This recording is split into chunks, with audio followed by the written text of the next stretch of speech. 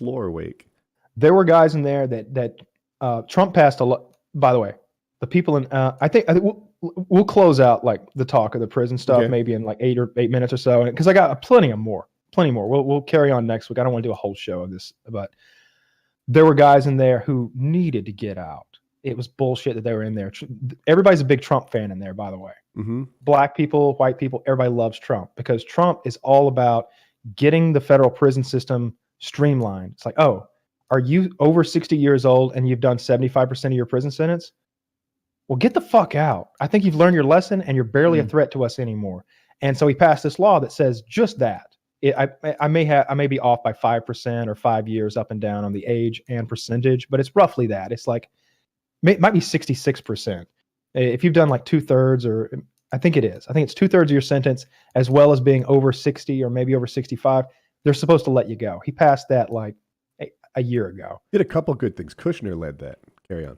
The guy right across from me, 66 years old. He's done 75%. He's done like 10 of 12 years or something like that. He's sitting over there. He cannot walk. He has to use a walker. Snow brings him his meals. Snow's a genuinely nice guy. I'll say this one more thing about Snow.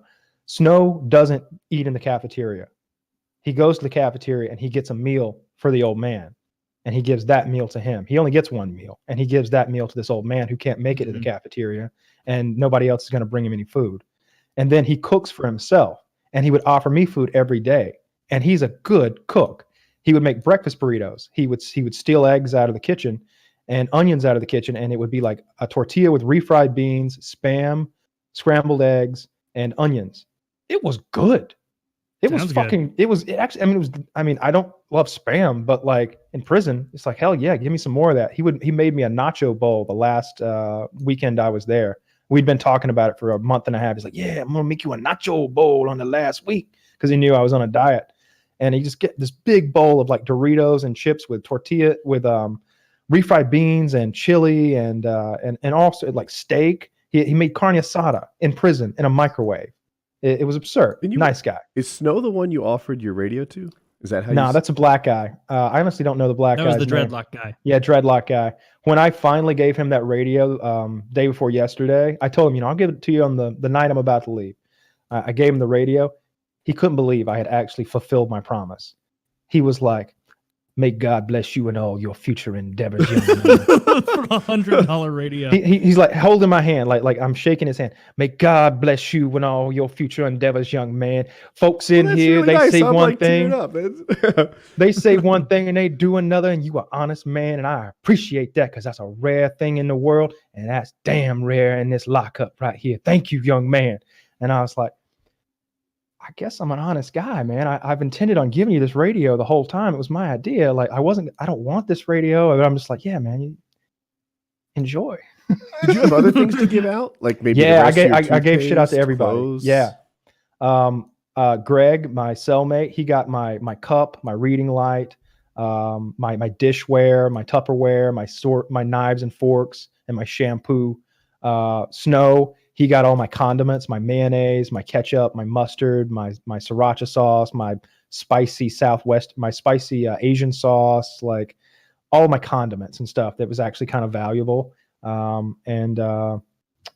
Little things that I just passed out to random people. Oh, here's some extra earbuds. Here's a crossword book. Anybody who needed a thing.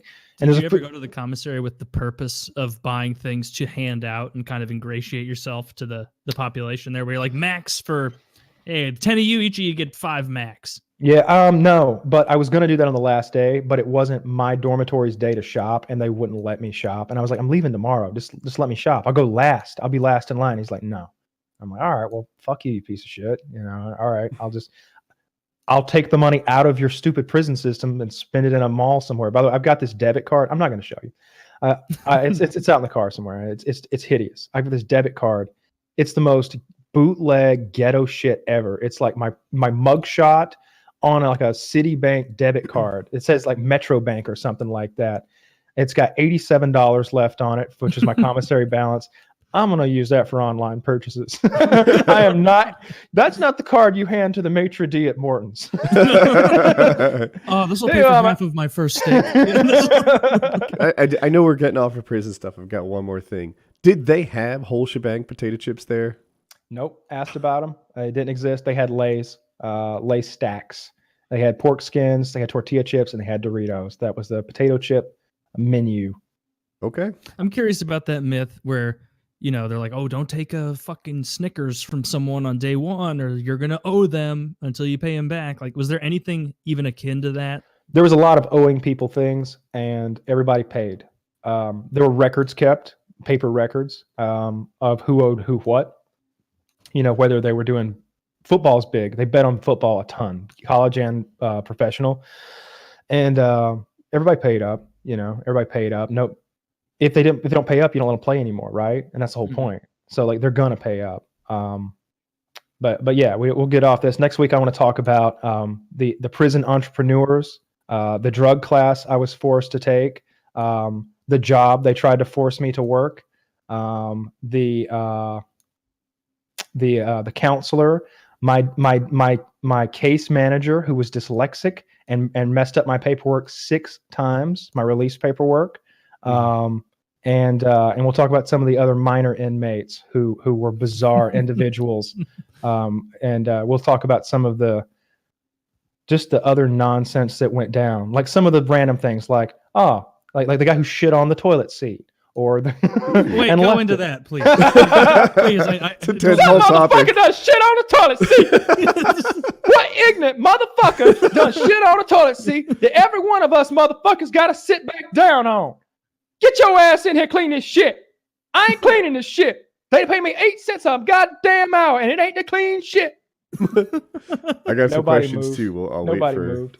just a good time. spraying shit all over Just a lay prison this- bathroom. That's Somebody risky. goes, which toilet was it? What fucking difference does it make? I like to use 3. Is that what he said? That's a good answer. Yeah. I like to use 3 too. It was all the way in the back. You didn't have to sit between 2 people. I like spray to under the- use 3. I'm like, touche. I'm sure that's what he replied. I'm Man, gonna shit on 3.